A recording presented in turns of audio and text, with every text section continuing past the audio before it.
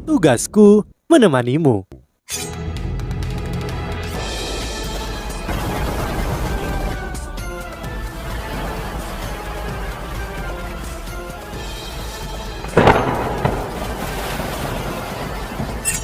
Hai sahabat Pasuk, kembali lagi bersama alur cerita versi novel Solen 2 Sekte Tang yang tak tertandingi. Jangan lupa like, subscribe, dan nyalakan tanda lonceng. Mari kita lanjutkan. Tuan, Anda membantu arwah orang tuaku beristirahat dengan tenang dan Anda telah memberiku kehidupan yang baru. Aku akan menjadi budakmu seumur hidupku untuk membalas kebaikanmu. Warna kulit Nana tampak jauh lebih baik daripada yang terakhir kali. Kulit pucatnya diwarnai dengan warna kemerahan dan tubuhnya dipenuhi dengan vitalitas muda. Sementara kondisi mentalnya juga sangat berbeda dari sebelumnya. Yuho menyadari apa yang sedang terjadi dan dia tertawa kecil ketika berkata, "Aku pikir kamu tidak bahagia di Sekte Tang ketika aku melihatmu menangis. Jangan bicara tentang rahmat dan lainnya di masa depan, oke? Kamu sebenarnya sedikit lebih tua dariku, jadi kamu bisa memanggilku dengan namaku dan aku akan melakukan hal yang sama. Kamu adalah bagian dari Sekte Tang sekarang dan itu artinya kita adalah teman." "Bagaimana mungkin aku bisa melakukan itu?" Nana menolaknya dan dengan tegas berkata, "Seorang pelayan harus menghormati tuannya. Bagaimana aku bisa memanggil tuanku dengan namanya? Aku akan menghormati hal-hal yang telah aku katakan. Kamu tidak mencoba untuk mengujiku sekarang kan, Tuan?" Yuhao memaksa tertawa dan berkata, "Kamu terlalu banyak berpikir, Nana. Dengarkan aku. Jika kamu bersikeras melihat aku sebagai tuanmu, itu berarti kamu tidak akan pernah melupakan masa lalu. Jika itu masalahnya, maka kamu tidak akan pernah benar-benar bahagia. Apakah kamu mengerti? Aku tidak membantumu saat itu karena aku ingin kamu menjadi pelayanku. Aku membantumu karena aku benar-benar ingin membantu seseorang yang latar belakang dan pengalaman hidupnya mirip denganku. Pengalaman masa kecilku mirip denganmu. Aku juga kehilangan ibu tercintaku. Hidup kita terhubung. Jadi bagaimana aku bisa menjadi tuanmu? Lupakan apa yang terjadi, karena ini adalah awal yang baru. Lebih baik kamu melupakan masa lalu. Kamu telah bergabung dengan Sekte Tang dan kamu telah berkontribusi untuk membangunnya sekali lagi. Dan itu sudah yang terbaik yang dapat kamu lakukan untukku." Nana ingin mengatakan sesuatu yang lain tetapi dia menangkap mata Yuhao yang teguh dan menelan kata-katanya. "Tuan, kamu masih memanggilku Tuan?" Yuhao meliriknya. "Yuhao," kata Nana dengan canggung. Yuhao tertawa dan berkata, "Lebih baik seperti itu. Apakah kamu libur karena urusan resmi? Kamu harus melanjutkan dan melakukan hal yang perlu kamu lakukan. Apakah saudara-saudari seniorku ada di dalam?" Nana mengangguk dan menjawab, "Tuan Baby ada di sini. Anda harus masuk ke dalam, Tuan. Kamu tidak harus memanggilku Tuan." Yuhao mengingatkan Nana lagi dan melambaikan tangan padanya sebelum dia dengan cepat melangkah ke Sekte Tang. Dia terlalu bersemangat untuk bertemu teman-temannya. Senyum manis melintas di wajah Nana saat dia berjalan melewati gerbang. Dia bergumam pelan, "Kamu tidak ingin aku memanggilmu seperti itu? Maka aku akan memanggilmu seperti itu di hatiku. Aku telah mengakuimu sebagai tuanku, maka kamu akan menjadi tuanku. Ini adalah sesuatu yang tidak akan pernah berubah. Kamu tidak dapat mengambilnya dariku." Dia berbalik dan pergi dengan gembira setelah berbicara. Yuhao tidak melihat halaman luas ketika dia melangkah masuk. Halaman depan kecil dan ada kamar di kedua sisi. Dua pemuda berbaju putih maju ke depan ketika dia masuk dan menghalangi jalannya. Salah satu pemuda yang berusia sekitar 20 tahun bertanya, "Apa yang kamu inginkan?" Yuhao terkekeh dan berkata, "Aku ingin pulang." "Pulang?" Pemuda itu tertegun. Yuhao menjawab, "Namaku Wo Yuhao dan aku juga bagian dari Sekte Tang. BB adalah kakak senior tertuaku. Apakah dia ada di sini?" Kedua pemuda berbaju putih itu sama-sama terkejut ketika mendengar kata-katanya. Anak muda yang berbicara sebelumnya berkata, "Jadi, kamu kakak senior kami yang keenam. Kakak tertua ada di sini. Izinkan aku membawa Anda masuk." Yuhao berkata dengan rendah hati, "Aku tidak setua kalian. Kalian tidak harus memanggilku kakak senior. Panggil saja aku dengan namaku." Pemuda itu terkekeh dan berkata, Tidak seperti itu. Kakak senior ke-6, kakak laki-laki tertua mengatakan kita harus mengikuti hierarki senioritas setelah bergabung dengan sekte. Selain itu, kami hanya murid dalam nama dan kami hanya akan menjadi murid resmi setelah melewati penilaian sekte. Yu Hao merasakan kesemutan di hatinya. Sepertinya kakak tertua telah menerapkan aturan dalam sekte ini. Itu hal yang baik. Dia tidak mengatakan apa-apa lagi dan mengikuti pria muda itu ke halaman kedua. Halaman kedua jauh lebih luas, tidaknya 300 meter, dan masih ada kamar di kedua sisi dengan struktur yang menjulang ke depan. Papan bertuliskan tergantung di atasnya yang bertuliskan aula konferensi. Yu Hao bisa mendengar tawa datang dari aula konferensi bahkan sebelum dia mencapainya, dan dia tidak bisa lagi menahan gairah dan kehangatan di hatinya ketika dia melesat maju dan bergegas masuk. Ada 3 orang di dalam aula, salah satunya adalah He Chaito yang telah kembali lebih awal dari Yu Hao, dan ada 2 pemuda yang berdiri di depannya. Kakak senior tertua, kakak kedua, kakak ketiga. Yu Hao berseru dan melompat maju. Orang di sebelah kiri adalah Susansi dan orang di sebelah kanan adalah Bebe. Mereka sangat gembira saat mereka bergegas maju bersama dengan He Chaito. Mereka berempat berbagi pelukan hangat. Mereka tidak bisa menenangkan kegembiraan mereka untuk waktu yang lama dan butuh beberapa saat sebelum semua orang bisa menahan diri. Bebe menatap Yu Hao dengan senyum tipis di wajahnya dan berkata, "Kamu akhirnya kembali, adik junior. Sudah 2,5 tahun. Total 2,5 tahun." Yu Hao mengangguk dengan penuh semangat dan menjawab, 2,5 tahun. Aku ingin sekali pulang ke rumah untuk waktu yang lama, tetapi program pertukaran butuh waktu lama untuk berakhir. Aku sangat merindukan semua orang. Kakak senior tertua, apakah semua orang baik-baik saja? Bebe tersenyum dan berkata, kami sangat baik. Bagaimana sekte Tang mulai terbentuk? Bagaimana rasanya? Yu Hao berkata dengan tulus, aku tidak berharap kita dapat memiliki wilayah sendiri hanya dalam 2 tahun. Meskipun itu masih belum lengkap, itu memang mulai terbentuk. Baby berkata, kami menunggumu untuk mengambil kendali. Kamu harus menanggung merawat sekte Tang di masa depan. Hah? Aku? Yu Hao terkejut.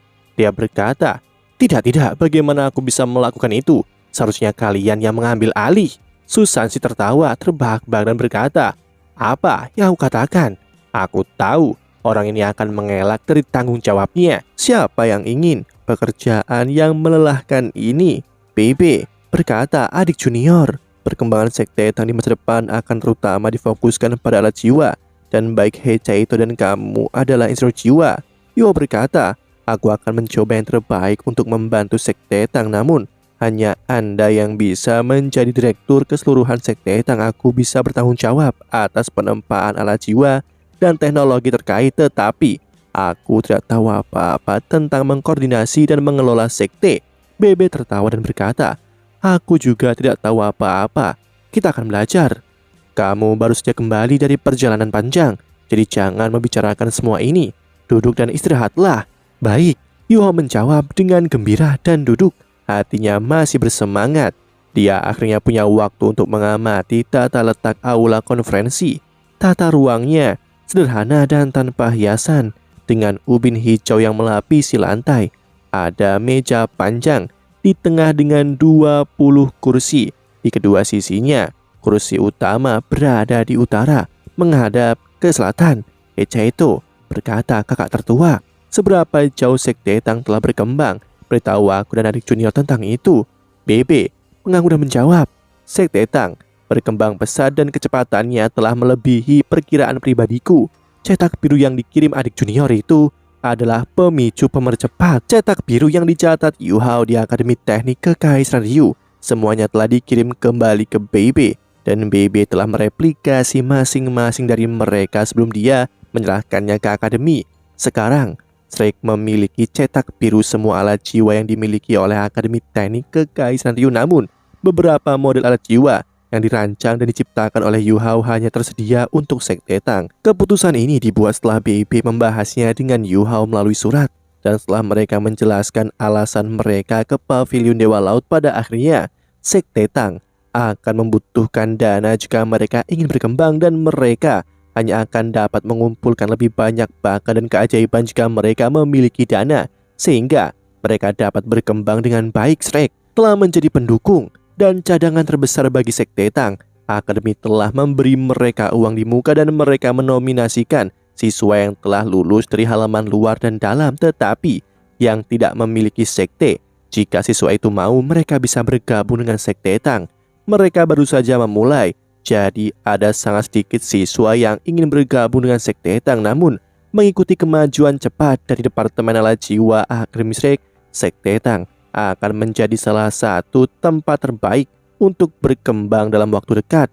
Ini juga merupakan kesempatan yang BB raih dengan wawasannya yang tajam. Bagaimanapun, akademi adalah akademi. Akademi bisa memupuk keajaiban dan bakat, tetapi mereka tidak bisa mempertahankannya. Ini terutama terjadi bagi siswa yang lulus dari halaman luar, yang bisa pergi setelah 6 tahun studi, dan itu jika mereka tidak masuk ke halaman dalam. Namun, sekte berbeda, dan para murid dapat tinggal di sekte seumur hidup begitu mereka menjadi bagian darinya. Selama sekte itu cukup kuat, dan mereka dapat menyediakan lingkungan yang kondusif untuk kultivasi dan stabilitas keuangan, maka mereka akan dapat mempertahankan bakat dan keajaiban ini tanpa batas.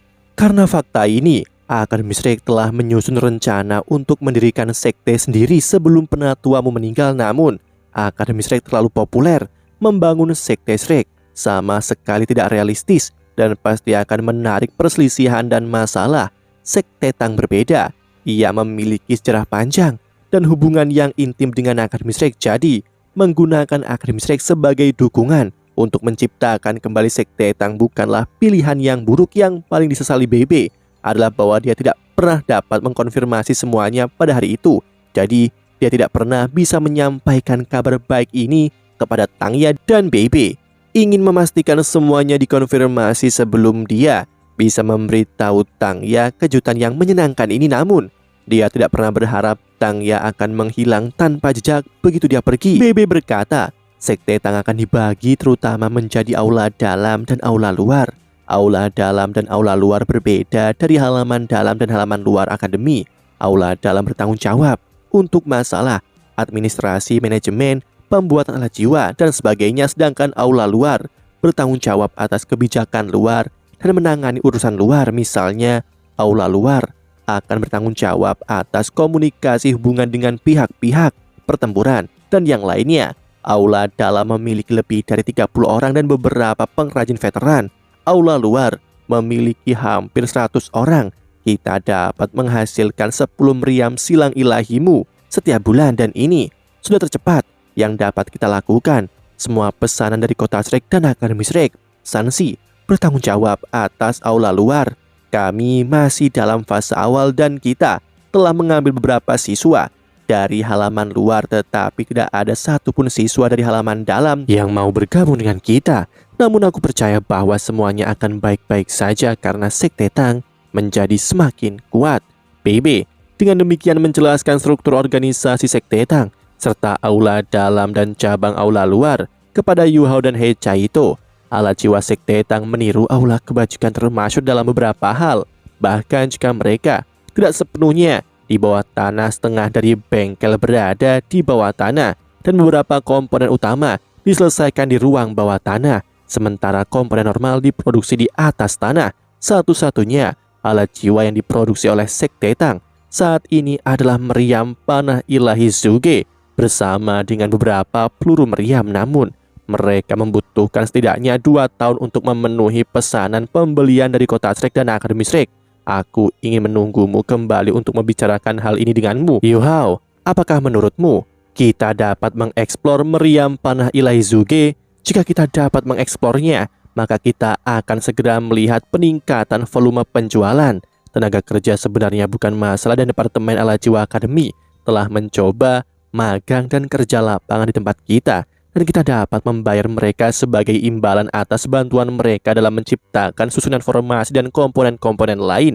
Yu Hao menggelengkan kepalanya dan berkata, kakak tertua, aku pikir lebih baik jika kita menunda mengekspor meriam panah ilahi Zuge. Jika anggaran memungkinkan, kita dapat meningkatkan produksi dan menyimpan beberapa inventari. Kita akan membahas masalah ekspor ketika aku kembali dari turnamen elit benua. BB berkata, dengan karakteristik unik meriam panah ilahi Zuge, aku yakin Kekaisaran Ryu dan Kekaisaran Tianhun akan sangat tertarik jika kita menunjukkannya kepada mereka. Pembuatan meriam panah ilahi Zuge sangat rumit tetapi tidak membutuhkan terlalu banyak logam berharga untuk membuatnya. Peluru meriam sendiri berkontribusi sebagian besar dari pendapatan kita. Aku sudah mendiskusikannya dengan akademi dan Departemen Alat Jiwa akan membuka daerah khusus bagi kita untuk memperkerjakan pengrajin yang lebih terampil sehingga dapat memproduksi secara massal peluru meriam jiwa. Peluru meriam stasioner akan dipindahkan kembali ke kota Shrek untuk penyimpanan. Kita hanya akan menjual yang di bawah kelas 4 ke dunia luar yang dapat kita produksi secara massal. Yuho menjawab, kamu bisa membuat keputusan ini sendiri kakak tertua. BB tertawa dan berkata, ketika aku pertama kali menembakkan meriam panah ilahi Zugemu, baik Susansi dan aku terkejut. Kami merasa bahwa akan sulit bahkan bagi kami untuk muncul tanpa cedera jika kami menjadi target. Namun produksi Sekte Tang tidak dapat dibatasi. Kita akan membutuhkan lebih banyak dana jika kita ingin berkembang lebih baik sehingga menuai keuntungan dari perang dan konflik adalah sesuatu keharusan. Ekspresi kecemasan melintas di mata BB. Kekaisaran Ryu telah menjadi lebih sombong dan dominan selama 2 tahun terakhir meskipun mereka masih berjuang untuk tahta. Secara internal, putra mahkota yang memiliki keuntungan tampaknya berasal dari fraksi garis keras. Jadi, perang mungkin tidak terhindarkan jika dia akhirnya naik ke tahta. Pria tanpa kaki, Chaito bertanya dengan sedikit keheranan. BB mengangguk berkata, jangan meremehkannya. Su Tianran ini luar biasa mengesankan. Ia memiliki keberanian dan kecerdikan, dan ia berasal dari faksi garis keras pro perang. Jika Yu Hao tidak mengirim kembali cetak biru itu, kita masih tidak tahu bahwa 3 kerajaan asli dari benua Doulo telah tertinggal jauh di belakang mereka dalam pengembangan alat jiwa. Mereka akan bergantung pada alat-alat jiwa canggih dan masa instruksi jiwa. Dan aku pikir baik Kekaisaran Starlo maupun Kekaisaran Tianhun tidak dapat mempertahankan diri jika Kekaisaran Ryu akhirnya meluncurkan invasi. Susansi menambahkan pada saat itu, meriam ilahi Zuge akan sangat berguna. Chaito tertawa dan setuju. Pasti, meriam panah ilahi Zuge yang dirancang oleh adik menggabungkan mekanisme perlengkapan busur ilahi Zuge dari Sekte Tang dengan konsumsi tenaga jiwa. Ini serupa kekuatannya dengan meriam jiwa stasioner kelas 5 tetapi dapat ditembakkan berulang kali tanpa mengeluarkan banyak kekuatan jiwa sama sekali. Orang normal dapat mengoperasikan panah otomatis jika telah diisi dengan kekuatan jiwa sebelumnya, dan itu adalah karakteristik yang tidak dimiliki oleh alat jiwa lain. Meriam akan menjadi sangat hebat jika jumlahnya cukup. Meriam ilahi Zuge Yu Hao telah dirancang tidak sekuat dalam hal kekuatan, namun itu bisa menggunakan banyak jenis peluru meriam jiwa stasioner, dan aspek yang paling menakutkan adalah sama dengan yang ia tunjukkan kepada Jing Hongchen. Ia menggunakan senjata tersembunyi tipe mesin Sekte Tang, panah ilahi Zuge, dan mekanisme otomatis itu sangat sederhana dan nyaman untuk dioperasikan ke titik di mana bahkan Grandmaster Jiwa 2 cincin bisa mengoperasikannya. Jika Yu Hao bisa menggunakan botol susu tersegel yang telah dirancang oleh Guru Xuan Ziwen, maka meriam ilahi Zuge dapat langsung dioperasikan oleh tentara normal, dan mereka hanya perlu mengganti botol susu setelah menembak untuk jangka waktu tertentu. Tentu saja, karena meriam panah ilahi Zuge adalah alat jiwa stasioner, ada permintaan tinggi yang sesuai untuk peluru meriam jiwa stasioner. Item itu sendiri cukup besar sehingga bisa menyimpan lebih banyak peluru meriam, dan karenanya lebih cocok untuk pertahanan dan tidak seefektif bila digunakan untuk serangan. Yuho berkata, kakak senior tertua, aku telah membuat beberapa penyempurnaan dan perbaikan pada meriam ilahi Zuge. Kita dapat menambahkan perubahan ini ke produksi berikutnya, dan aku punya beberapa desain lain yang bisa kita coba produksi juga. BB tertawa dan berkata, baiklah, tidak perlu terburu-buru. Kamu baru saja kembali. Namun yang kita bicarakan adalah hal-hal ini. Kita akan berpartisipasi dalam kompetisi besar lagi setelah beberapa bulan. Apakah kamu yakin? Aku berjanji kepada Penatua Xuan bahwa kita pasti akan menang, dan hanya pada saat itulah dia mengizinkan kita untuk fokus pada Sekte Tang alih-alih pada kultivasi kita. Yuho terkekeh dan berkata, kamu adalah pemimpin tim. Pertanyaan ini harus ditujukan padamu. Bebe berkata, apakah kamu mencoba untuk mengelak dari tanggung jawabmu lagi? Aku akan memeriksa nanti apakah kamu telah mengabaikan kultivasimu selama 2 tahun terakhir saat kamu bekerja keras pada alat jiwa. Yuhao tertawa, tetapi tidak mengatakan apa-apa. Hechaito menimpali dari samping dan berkata, kamu tidak melihat apa yang terjadi kakak tertua? Kembali di Akademi Teknik Kekaisaran Ryu, Yuhao berhadapan langsung dengan para elit akademi dan dia praktis berjalan di atas mereka. Kejuaraan ini pasti akan menjadi milik kita. Kita merebut trofi 5 tahun yang lalu dan kali ini tidak akan berbeda. BB berkata, kita tidak bisa terlalu berpuas diri. Kita memiliki banyak musuh dan kompetisi akan diadakan di Kekaisaran Ryu. Aku percaya Akademi Teknik Kekaisaran Ryu akan berkomitmen untuk mengambil mahkota juga. Kita mungkin tidak bisa mendapatkannya semulus yang kamu kira, Susanshi berkata. Kamu tidak perlu mengkhawatirkan apapun. Kamu akan melihat apa yang bisa aku lakukan ketika saatnya tiba. Jika itu pertandingan eliminasi tunggal, aku pikir aku sendiri mungkin akan cukup. BB melotot padanya dan berkata, cukup tentang kompetisi. Kamu harus berurusan dengan Nanan terlebih dahulu sebelum yang lain. Susanshi meringkuk seperti balon kempis dan jatuh ke tanah ketika mendengar nama Nanan. Dan tiba-tiba dia tampak sedikit cemberut dan sedih. Yuhao berkata, oh iya, di mana kakak keempat dan kakak kelima? Dan di mana juga Wang Dong? BB tersenyum tipis dan berkata, kamu baru ingat, mereka semua sibuk dan kamu akan segera melihatnya. Ada kegiatan penting di halaman dalam dan itu seharusnya dilakukan sebelumnya, tetapi kakak perempuan tertua menunda itu terus-menerus menunggumu. Dan Hechaito kembali. Tanggal ditetapkan ketika kita mengkonfirmasi bahwa kamu sedang dalam perjalanan kembali. Yuhao tahu bahwa kakak perempuan tertua yang disebut BB adalah Zhang Lisuan. Dia benar-benar murid paling kuat di halaman dalam dan dia sudah menjadi bagian dari pavilion Dewa Laut. Kegiatan apa? Yuhao bertanya dengan rasa ingin tahu. Demikianlah kisah untuk kali ini. Sahabat Pasuk, jangan sedih, jangan bimbang, apalagi galau. Karena aku kan selalu menemanimu.